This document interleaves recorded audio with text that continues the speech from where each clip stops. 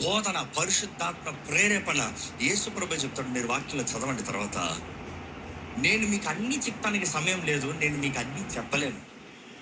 నేను మీకు అన్నీ చెప్పలేను, ఎందుకంటే మీరు ఇప్పుడు అర్థం చేసుకోలేరు. ఈ మాట చెప్తాడు యేసు ప్రభు. మీరు అర్థం చేసుకోలేరు, మీరు గ్రహించుకోలేరు. కానీ నేను వెళ్ళిపోయిన తర్వాత పరిశుద్ధాత్మ వస్తాడు, ఆయన మీకు అన్ని నేర్పిస్తాడు, ఆయన మీకు అన్ని తెలియజేస్తాడు. అంటే ఏంటంట, ఈరోజు నువ్వు పట్టుకున్న పరిశుద్ధ గ్రంథం is not the limitation of Holy Spirit. It is just an outline of the Holy Spirit. But then what is gone about to reveal is more than just what is return. ఈ మాట అర్థమవుతుందా అండి?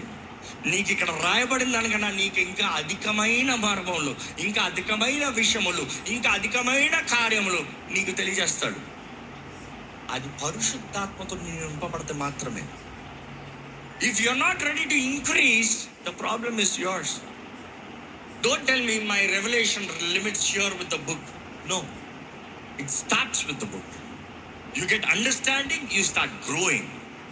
అందుకని యేసు ప్రభు తానే చెప్పిన మాటలు జ్ఞాపకం చేసుకోవాలి. ఎవరో అక్కర్లేదు, ఎందుకంటే దేవుడు తానే పలికిన మాటలు ఎవరు కొట్టివేయలేదు. ఆయన అంటాడు, నేను చెప్తే నీకు ఇప్పుడు అర్థం కాదు. The Holy Spirit will come. He will tell you. He will reveal it to you. He will make you understand. ఈరోజు మిమ్మల్ని అడుగుతున్నానండి,